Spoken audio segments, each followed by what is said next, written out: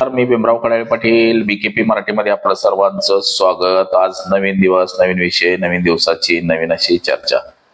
आज चर्चा घेऊन आलोय म्हणजे बघा, अन्न भेसळ विभागाचं जे खातं आहे हे जवळपास 1954 साली तयार झालेलं आहे. आणि या खात्याचा ज्याने आतापर्यंत पदभार घेतलेला आहे आणि म्हणजे अन्न भेसळ खातं हे फक्त आणि फक्त पैसे वसुलीसाठी, हप्तेखोरीसाठीच तयार झालंय का असं म्हणता येईल. आता 2024च्या मंत्रिमंडळामध्ये नरहरी झिरवळ यांनी अन्न भेसळ विभागाचा पदभार हाती घेतला, परंतु फक्त कारवाईचा भास, फक्त कारवाया केल्या जातात, नाव कारवाया केल्या जातात, दाखवल्या जाते आणि त्याच्यातून पैशाची लुटमार एक प्रकारे केली जाते. त्याचं उत्तम उदाहरण आहे मंत्रालयामध्ये जो नरहरी झिरवळ यांच्या ऑफिसचा लिपिक त्यानं घेतलेली 50,000ची लाच. म्हणजे हे लाचेचं सत्र अक्षरशः मंत्रालयापर्यंत जाऊन ठेपलेलं आहे. म्हणजे खालपासनं ते वरपर्यंत सगळेजण पैसे घेतात. मंत्री संत्री हे सगळ्यांचे हात भ्रष्टाचारात बरबाडलेले आहेत. मी तर असं म्हणेन की देश इंग्रजांच्या तावडीतून मुक्त झाला. इंग्रजांनी 150 वर्ष देशावरती राज्य केलं. इंग्रजांनी जेवढं लुटलं नसेल त्याच्या कैक पटीनं आमच्याच देशातल्या ह्या पांढरेपेशी पुढाऱ्यांनी आणि उद्योगपतींनी आणि अधिकाऱ्यांनी देश लुटलेला आहे. तर अन्न भेसळ विभागाचा जो भ्रष्टाचाराचा कारभार आहे हा चव्हाट्यावरती कसा आला, काय नेमकं दूध भेसळ म्हणजे फक्त इतर गोष्टींमध्येच भेसळ नाही तर दुधामध्ये सुद्धा मोठ्या प्रमाणामध्ये भेसळ होती. आणि ते दूध कसं तयार केलं जातं केमिकल युक्त वगैरे त्याचा सुद्धा माझ्याकडे व्हिडिओ आहे, ते सुद्धा मी तुम्हाला दाखवून. तर याच विषयाची आज चर्चा घेऊन आलो. तर चला, सर्वप्रथम आपण जर चॅनल सबस्क्राईब केला नसेल तर सर्वप्रथम चॅनल सबस्क्राईब करावा ही सर्वांना विनंती. आणि चला चर्चेला सुरुवात करूया.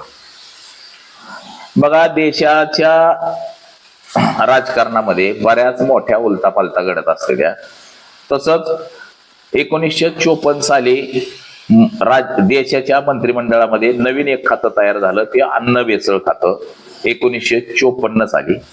ते आजपर्यंत केंद्राकडे सुद्धा आहे आणि राज्यांकडे सुद्धा अन्न भेसळ खातं आहे. परंतु हे अन्न भेसळ खातं, उत्पादन शुल्क खातं हे फक्त हप्तेखोरीसाठीच आहे का? त्याचे अनेक उदाहरणं, म्हणजे मी प्रत्येक खात्याचा तुम्हाला गैरकारभार सांगू शकतो. बघा, उत्पादन शुल्क अधिकारी म्हणजे जिथं अवैध दारूचं धंदे सुरू असतील किंवा कुठल्या बिअर बारमध्ये कंपनीचीच दारू विकली का, जाती का, हे तपासण्याचं काम त्या उत्पादन शुल्क अधिकाऱ्याचं आहे. परंतु सर्रास सगळ्या गावगाव, रस्त्यावर, ढाब्यावर दारू विकली जाते आणि ते दारू विकली जाते पोलिसांच्या आशीर्वादाने आणि त्या उत्पादन शुल्क अधिकाऱ्याच्या आशीर्वादाने. म्हणजे तो महिनाभर फक्त हप्ते गोळा करत असतो आपल्या एरियामधले. कोणाला 2,000, कोणाचा 5,000, कोणाचा 10,000, कोणाचा 20,000 असा हप्ता मोठ्या प्रमाणामध्ये उत्पादन शुल्क अधिकाऱ्याला आणि पोलीस खात्याला मिळत असतो मित्रांनो. तर असंच काहीच त्या अन्न भेसळ खात्याबाबत सुद्धा आहे. काल परवा आपण पाहिलं की अन्न भेसळ विभागाचं लिपिक म्हणजे नरहरी झिरवळ हे त्या खात्याचे मंत्री आहेत. आणि त्या अन्न भेसळ खात्याचे जे लिपिक आहेत त्यांनी 50,000ची लाच घेताना रंगेहात त्यांना एंटी करप्शननं पकडलंय. म्हणजे औषध प्रशासन म्हणजे भेसळ विभाग जो आहे सगळा, तर ही भेसळ रोखण्यासाठी खरं नरहरी झिरवळांकडे हे खातं दिलं गेलेलं आहे. आणि त्यांचा जो शिपाई आहे राजेंद्र ढेरंगे म्हणून, याला 50,000पैकी 35,000ची लाच घेताना अटक करण्यात आलेला आहे. आता अटक जरी केलं तर मंत्रिमंडळाचा काय कोणाचा राजीनामा होणार नाही, काय नाही. कारण की हे सरकारच सगळं लाचखोर आहे आणि भ्रष्टाचारी सरकारच आहे. म्हणजे जिकडं बघावं तिकडं आपल्याला भ्रष्टाचार, अन्याय, अत्याचार ह्या सगळ्या गोष्टी घडत असतात, दिसतात आपल्याला. तर आता त्याहून दुसरी एक गोष्ट देशामध्ये आणि राज्यामध्ये अशी आहे की बघा, आपल्या राज्यामध्ये दूध संघ किती आहेत, दूध संकलन केंद्र किती आहेत, देशामध्ये दूध संकलन केंद्र आहेत किती आहेत बघा. त्या दुधापासून खवा, पनीर, बटर पेढा, बर्फी, हे जे लागणारे दुग्धजन्य पदार्थ आहेत हे सगळे तयार होत असतात. आता देशाची परिस्थिती पाहता देशामध्ये जेवढं दूध लागतं तेवढं दूध आपल्याकडे उत्पादित केलं जात नाही, उत्पादित होत नाही. का तर शेतकरी सुद्धा त्याला कंटाळलेला आहे की दुधाला बाजारभाव मिळत नाही. शेतकऱ्याचं दूध 25 रुपये लिटरने घेतलं जातं आणि विकलं जातं मात्र 70 रुपये लिटरनं. ही भयानक परिस्थिती आपल्या देशाची आहे. म्हशीचं दूध जरी असलं तरी 35 रुपये 40 रुपयांनी घेतलं जातं आणि ते विकलं जातं मात्र 80 रुपयांनी. म्हणजे दूध तयार करणारापेक्षा शेतकऱ्यापेक्षा त्याचा फायदा हा दूध संस्था चालकांना मिळतो. आणि ह्या दूध संस्था किंवा दुधाचे जे मोठे मोठे केंद्र किंवा दुधाच्या ज्या मोठ्या मोठ्या डेअऱ्या आहेत ह्या सगळ्या राजकीय लोकांच्या आहेत. ते आमदार, खासदार, माजी मंत्री अशा लोकांच्या सगळ्या ह्या डेअऱ्या आहेत. दुधाच्या सगळ्या संस्था त्यांच्या आहेत. आणि या सगळ्या संस्था मोठ्या मोठ्यांच्या असल्यामुळं ह्यापैकीच कोणी ना कोणीतरी त्या अन्न भेसळ विभागाचा मंत्री होतो, दुग्ध विकास मंत्री होतो. त्याच्यामुळं या डेअऱ्यांमध्ये किती जरी भेसळ झाली तरी त्याच्यावरती कारवाई मात्र केली जात नाही. नॉमिनल कारवाई केली जाते. एक दिवस टीव्हीला बातम्या, पेपरला बातम्या आल्या जातात आणि त्यानंतर मात्र ती कारवाई दाबली जाते. आता ह्याचं सुद्धा दूध केमिकलचं दूध म्हणजे सर्रास सगळ्या डेअऱ्या, जेवढ्या डेअऱ्या आहेत, आपण जे दूध खातोय पितोय दूध, हे सगळं दूध आपण केमिकल युक्त दूध खातोय. आणि ह्या सगळ्या गोष्टींना राज्य सरकार, केंद्र सरकार, अन्न भेसळ विभाग आणि तिथं असणारे जे अधिकारी आहेत, सरकारी बाबू, हे सगळे जबाबदार आहेत. आता बघा, आयल्यामन नगर मध्ये एक त्या दिवशी दुधाचं एक पकडलं होतं. मी तुम्हाला तो एक व्हिडिओ दाखवतो जो माझ्याकडे आहे. दूध कशा पद्धतीचं तयार केलं जातं बघा. हे आता हे 1 लिटर पासून 350 लिटर दूध बनवलं जाते एका लिटरच्या पांढऱ्या केमिकल पासून. त्याच्यामध्ये अर्धा लिटरचं म्हणजे अर्धा 300 ते 500 त्याचा एक प्रश्न आहे.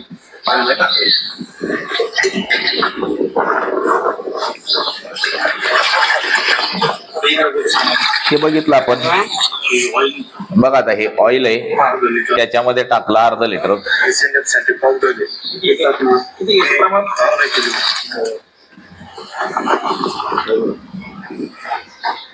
बघा कसं हे बनलं गेलं दूध त्याचं.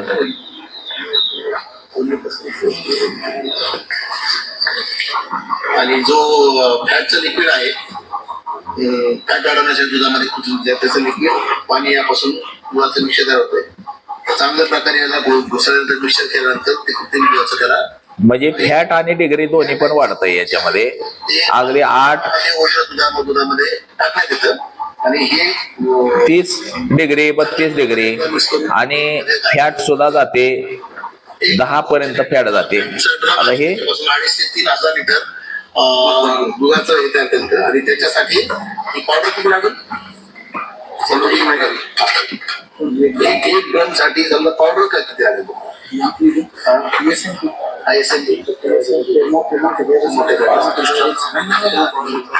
टोटल 10 बॅग यांना एका ह्याच्यासाठी SNP ची आवश्यकता आहे. SNP म्हणून त्याच्यावर कुठे मेन्शन नाही. बेसिकली ही अननोन व्हाईट पावडर आहे. तर या पांढरी पावडर आणि ते पांढरं लिक्विड आहे. लिक्विड मध्ये आम्ही त्याच्याशी चौकशी केली असतात. ते लिक्विड जे आहे ते पॅराफिन ऑइल प्लस काही इमल्सिफायर आणि आर्टिफिशियल फ्लेवरिंग एजंट याचा वापर करून त्यांनी ते फॅटचं मिश्रण केलं. हे बघू शकता आपण कशा पद्धतीनं हे दूध तयार झालं सगळं. आणि याच दुधाच्या पिशव्या बनवल्या जातात. आणि घेतला आपण तर त्याला आर्टिफिशियल फ्लेवर असल्यामुळे त्या दुधासारखा वास पण येतो.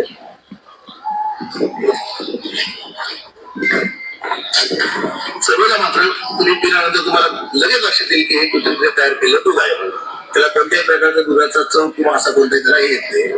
बेसिकली आता हे अशा पद्धतीनं जर दूध बनवलं जात असेल आणि अन्न भेसळ विभाग असेल, मंत्रालय असेल, मंत्रालयातली सगळी खाती असतील, जे आम्ही आमदार, खासदार, आणि हे दूध तयार होतं म्हणजे हे काय कोणाच्या घरी होत नाही. ह्या सगळ्या गोष्टींना जबाबदार ह्या देशातले आमदार, खासदार, सरकारी अधिकारी, सरकारी बाबू हेच लोक सगळे मित्रांनो आहेत.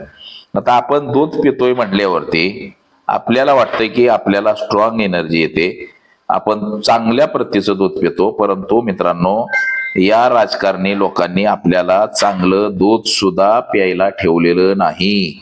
आता तुम्हाला दुसरं एक पत्र माझ्याकडे आहे. दूध भेसळ रोखण्यासाठी जिल्हास्तरीय समिती नेमलेली आहे.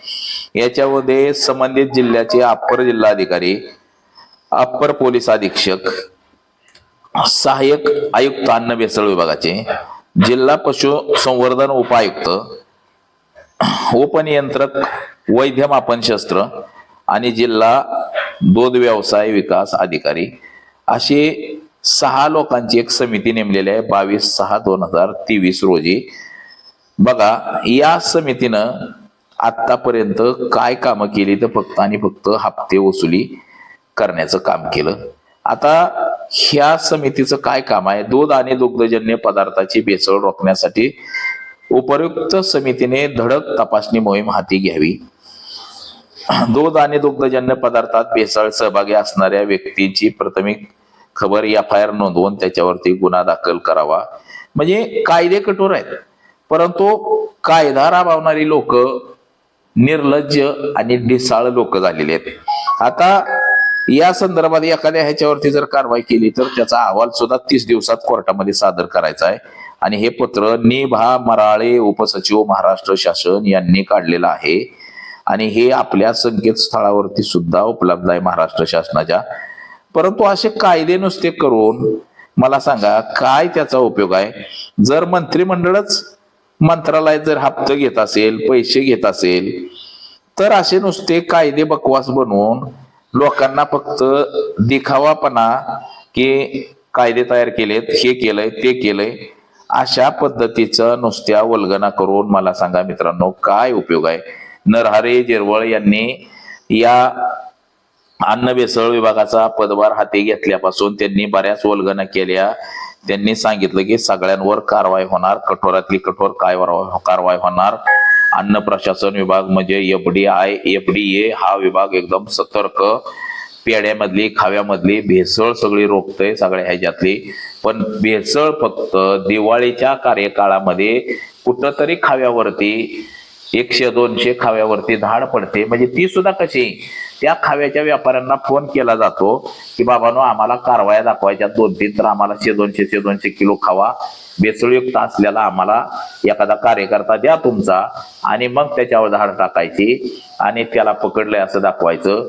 आणि जिथं हप्ता 10,000 होता तो 1 लाख करायचा दिवाळीमध्ये. म्हणजे अशा पद्धतीची ही लुटमार सगळी महाराष्ट्रातल्या अधिकाऱ्यांकडून, मंत्री संत्री आमदारांकडून सुरू आहे मित्रांनो. आणि दूध भेसळ सुद्धा ही राज्यामध्ये मोठा चिंतेचा विषय बनून राहिलेला आहे. म्हणजे ज्या मुलांकडे आपण देशाची उज्ज्वल भविष्याची पिढी म्हणून पाहतो, त्या मुलांना जर आपण आणि आपलं सरकार भेसळयुक्त दूध जर त्यांना पाजत असेल तर त्या पिढीकडे काय म्हणून बघितलं पाहिजे. म्हणजे आश्चर्यजनक बाब आहे मित्रांनो ह्या सगळ्या गोष्टी. तर असाच कायदा सुव्यवस्था आणि हे सगळं आपल्या देशामध्ये सुरू आहे मित्रांनो. परंतु जेवढं ह्या अन्न भेसळ विभाग असतील किंवा सरकारचे सगळेच काय विभाग असतील त्यांनी कारवाई करणं गरजेचं आहे, परंतु ती कारवाई केली जात नाही. कुठंतरी कारवाई दाबण्याचा प्रयत्न केला जातो. तर कारवाया कराव्या त्या, असंच काहीच सगळ्या लोकांना वाटतंय. म्हणजे जेवढं दूध उत्पादित होतंय, आपल्या देशाला जेवढं दूध लागतंय तेवढं दूध उत्पादित होत नाही. समजा 100 लिटर लागत असेल तर 2च लिटर दूध तयार होते. मग 98 लिटर दूध हे केमिकल पासूनच तयार केलं जातंय, असंच एकंदरीत आपल्याला सध्या तरी दिसतंय. तर माझा सहकारी कॅमेरामन अनिकेत मी भीमराव कडाळे पाटील, BKP मराठी, इंदापूर, पुणे.